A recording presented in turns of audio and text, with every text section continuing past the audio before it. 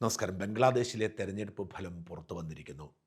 അന്തിമ കണക്ക് ഇതുവരെ വ്യക്തമായിട്ടില്ല. എങ്കിലും 299 സീറ്റിൽ 200-ലധികം സീറ്റ് ബംഗ്ലാദേശ് നാഷണലിസ്റ്റ് പാർട്ടി എന്ന BNPക്ക് ലഭിക്കുമെന്ന് ഉറപ്പായിട്ടുണ്ട്. എന്നുവെച്ചാൽ തൂക്കുമന്ത്രിസഭയല്ല, വ്യക്തമായ ഭൂരിപക്ഷത്തോടെ ബംഗ്ലാദേശിലെ പരമ്പരാഗത രണ്ട് രാഷ്ട്രീയ പാർട്ടികളിൽ ഒന്നായ BNP അധികാരത്തിലെത്തും. ബംഗ്ലാദേശ് രൂപീകരണത്തിന് ശേഷം പട്ടാള അട്ടിമറിയും ജനാധിപത്യ ഹിംസ്രയും ഒക്കെ കഴിഞ്ഞ് ആ രാജ്യം ജനാധിപത്യത്തിലേക്ക് മടങ്ങി വന്നപ്പോൾ ആ രാജ്യത്തെ നിയന്ത്രിച്ചിരുന്നത് രണ്ട് പാർട്ടികളാണ്, അവാമി ലീഗും BNPയും. 2001 മുതൽ 2006 വരെ BNPയുടെ ബീഗം ഖാലിദ സിയാദായിരുന്നു പ്രധാനമന്ത്രി. പിന്നീട് ഷെയ്ഖ് ഹസീനയുടെ അവാമി ലീഗ് അധികാരം പിടിക്കുകയായിരുന്നു. ബംഗ്ലാദേശിൽ ഇപ്പോഴും ഏറ്റവും കൂടുതൽ ജനപിന്തുണയുള്ള പാർട്ടി അവാമി ലീഗ് തന്നെയാണ്. എന്നാൽ ഷെയ്ഖ് ഹസീനയെ ജനകീയ പ്രക്ഷോഭത്തിലൂടെ പുറത്താക്കി ഇസ്ലാമിക മതമൗലികവാദികൾ താൽക്കാലിക ഭരണം നൊബേൽ സമ്മാന ജേതാവായ മുഹമ്മദ് യൂനുസിനെ ഏൽപ്പിച്ചതിനു ശേഷം അവാമി ലീഗിന് നിരോധനം ഏർപ്പെടുത്തി. ഈ തെരഞ്ഞെടുപ്പിൽ അവാമി ലീഗിന് മത്സരിക്കാൻ കഴിയുമായിരുന്നില്ല. അതുകൊണ്ട് തന്നെ ഈ തെരഞ്ഞെടുപ്പ് പ്രധാനമായും BNPയും ജമാഅത്ത് ഇസ്ലാമി നേതൃത്വം കൊടുക്കുന്ന ഏതാണ്ട് 11-ലധികം രാഷ്ട്രീയ പാർട്ടികളുടെ സഖ്യവും തമ്മിലായിരുന്നു. അവാമി ലീഗിനും ഷെയ്ഖ് ഹസീനയ്ക്കും ഇന്ത്യയോട് കൂറും താല്പര്യവും ഉള്ളതുപോലെ തന്നെ BNPക്കും ബീഗം ഖാലിദ സിയായ്ക്കും ഇന്ത്യയോട് ഇഷ്ടക്കുറവായിരുന്നു. 2001 മുതൽ 2006 വരെയുള്ള BNPയുടെ ഭരണകാലത്ത് ബംഗ്ലാദേശിൽ നിന്നും ഭീകരർ പോലും നുഴഞ്ഞു കയറിയ സാഹചര്യമുണ്ടായി. ഇന്ത്യയിലെ വടക്ക് കിഴക്കൻ സംസ്ഥാനങ്ങളിൽ അസ്വസ്ഥത രൂപപ്പെട്ടു. അതുകൊണ്ട് തന്നെ BNP അധികാരത്തിൽ വരുന്നത് ഇന്ത്യയെ സംബന്ധിച്ചിടത്തോളം നല്ല കാര്യമല്ല. പക്ഷേ ഇങ്ങനെ നമ്മൾ പറയേണ്ടി വരുന്നത് BNPയും അവാമി ലീഗും നേരിട്ട് ഏറ്റുമുട്ടുന്ന സാഹചര്യത്തിലാണ്. അവാമി ലീഗ് ഇപ്പോൾ ചിത്രത്തിലില്ല എന്ന് മാത്രമല്ല, മുൻ പ്രധാനമന്ത്രിയായ ഷെയ്ഖ് ഹസീന ഇന്ത്യയിൽ അഭയം തേടിയിരിക്കുന്നു. ഇപ്പോഴത്തെ സാഹചര്യത്തിൽ ഇന്ത്യക്ക് മെച്ചം BNP തന്നെയാണ്. ഷെയ്ഖ് ഹസീനെ പുറത്താക്കുന്നതിന് നടന്ന പ്രക്ഷോഭത്തിന് നേതൃത്വം കൊടുത്തത് വാസ്തവത്തിൽ തീവ്ര ഇന്ത്യ വിരോധികളായ ജമാഅത്ത് ഇസ്ലാമി അടക്കമുള്ളവരായിരുന്നു. ജമാഅത്ത് ഇസ്ലാമിയുടെ നേതൃത്വത്തിൽ ന്യൂജൻ കലാപം എന്ന് രേഖപ്പെടുത്തപ്പെട്ടിരിക്കുന്ന ഈ സമരത്തിന് നേതൃത്വം കൊടുത്ത വിദ്യാർത്ഥികളുടെ ഒരു രാഷ്ട്രീയ പാർട്ടിയുണ്ട്. അവരൊക്കെ കടുത്ത ഇന്ത്യ വിരുദ്ധരാണ്.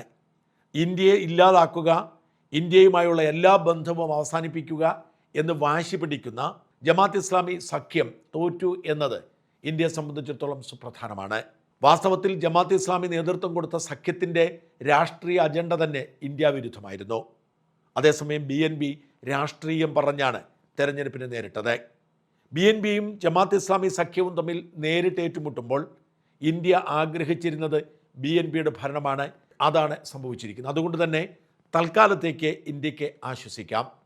ഖാലിദ സിയയുടെ മകൻ താരിഖ് റഹ്മാൻ, അദ്ദേഹം ഏതാണ്ട് 17 വർഷം ബംഗ്ലാദേശിന് പുറത്തായിരുന്നു. കാരണം ഷെയ്ഖ് ഹസീന ബീഗം ഖാലിദ സിയത്തെ ജയിലിലടച്ച് BNPയോട് പ്രതികാരം വീട്ടിയിരുന്നു.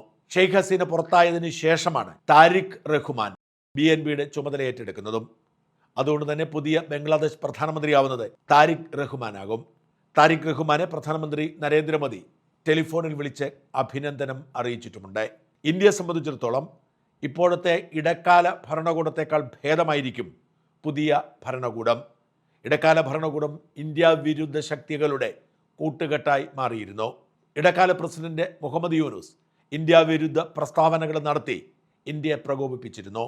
എന്നാൽ ഈ തെരഞ്ഞെടുപ്പ് ഫലം ഇന്ത്യക്ക് താൽക്കാലിക ആശ്വാസം മാത്രമാണ്. ചൈനയും ബംഗ്ലാദേശും തമ്മിൽ പുതിയ സഖ്യം രൂപപ്പെടുകയും ബംഗ്ലാദേശിൻ്റെ നിയന്ത്രണം ചൈനയുടെ കൈകളിലേക്ക് പോവുകയും ചെയ്യുമെന്ന് ഉറപ്പാണ്.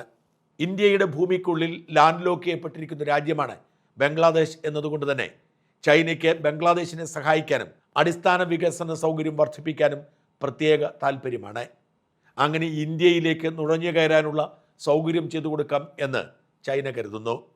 ചൈനയും പാകിസ്ഥാനും ബംഗ്ലാദേശും തമ്മിലുള്ള ഒരു പുതിയ സഖ്യമായി ഇത് രൂപപ്പെടുകയും ചെയ്യാം. എന്ന് മാത്രമല്ല, ഷെയ്ഖ് ഹസീന ഇന്ത്യയിൽ തുടരുന്നത് ഇന്ത്യയും ബംഗ്ലാദേശും തമ്മിലുള്ള ബന്ധം പഴയ ലെവലിലേക്ക് എത്തുന്നതിന് തടസ്സമായി മാറും. ഇപ്പോഴത്തെ സാഹചര്യത്തിൽ ഷെയ്ഖ് ഹസീനയെ നാടുകടത്തുക സാധ്യമായിരുന്നില്ല. എന്നാൽ ജനാധിപത്യ സർക്കാർ തിരിച്ചു വന്നതിന് ശേഷം ഒരുപക്ഷെ ഇന്ത്യ ഷെയ്ഖ് ഹസീനയെ തിരിച്ച് ബംഗ്ലാദേശിലേക്ക് അയക്കുന്നതിനെക്കുറിച്ചോ അല്ലെങ്കിൽ സുരക്ഷിതമായ മറ്റൊരു രാജ്യത്തേക്ക് മാറ്റുന്നതിനെക്കുറിച്ചോ ചിന്തിക്കാതിരിക്കില്ല. ഷെയ്ഖ് ഹസീന ഇന്ത്യയിൽ തുടരുന്നിടത്തോളം കാലം ഇന്ത്യയും ബംഗ്ലാദേശും തമ്മിലുള്ള ബന്ധം വഷളായി തന്നെ നിലനിൽക്കുമെന്നതിനാൽ ഒരുപക്ഷെ ഷെയ്ഖ് ഹസീനെ മറ്റൊരു രാജ്യത്തേക്ക് അയച്ച് തടിതപ്പാനായിരിക്കും ഇന്ത്യ ശ്രമിക്കുന്നത്. തൽക്കാലം ബംഗ്ലാദേശിൻ്റെ രാഷ്ട്രീയം ഇങ്ങനെയാണെന്ന് ബോധ്യപ്പെട്ട സ്ഥിതിക്ക് സംയമനത്തോടെ സൂക്ഷ്മതയോടെ കൈകാര്യം ചെയ്യാനായിരിക്കും ഇന്ത്യ ശ്രമിക്കുക. ബംഗ്ലാദേശിനെ കൂടുതൽ പ്രകോപിപ്പിക്കാതെ ഇന്ത്യയെ ഉപദ്രവിക്കുന്ന സാഹചര്യം ഒഴിവാക്കാനായിരിക്കും ശ്രമിക്കുക. പ്രത്യേകിച്ച് ഏതാണ്ട് 13 മില്യൺ ഹിന്ദുക്കൾ ഇപ്പോഴും ബംഗ്ലാദേശിലുണ്ടെന്ന് ഓർക്കണം. ഈ കലാപകാലത്ത് ഏറ്റവും അധികം ആക്രമിക്കപ്പെട്ടത് ഹിന്ദുക്കളാണ്. അവരെ സംരക്ഷിക്കേണ്ട ധാർമ്മിക ഉത്തരവാദിത്വം ഇന്ത്യക്കുള്ളതുകൊണ്ട് തന്നെ ബംഗ്ലാദേശിനെ പ്രകോപിപ്പിക്കാതെ പരസ്പര ധാരണയിൽ പോവാനുള്ള നീക്കമായിരിക്കും മോദി ശ്രമിക്കുക. ചൈനയും പാകിസ്ഥാനും ബംഗ്ലാദേശും ഒരു സഖ്യമായി ഇന്ത്യയുടെ അതിർത്തിയിൽ രൂപപ്പെടും എന്ന് തിരിച്ചറിഞ്ഞുകൊണ്ട് തന്നെയാണ് ഇന്ത്യ ജാഗ്രതയോടെ ഇടപെടുന്നത്. ജമാഅത്ത് ഇസ്ലാമിയുടെ നേതൃത്വത്തിലുള്ള ഇന്ത്യ വിരുദ്ധ സഖ്യം വിജയിച്ചില്ല എന്നത് ആശ്വാസമാണെങ്കിലും ദീർഘകാലത്തേക്ക് അതൊരു ശുഭവാർത്തയല്ല.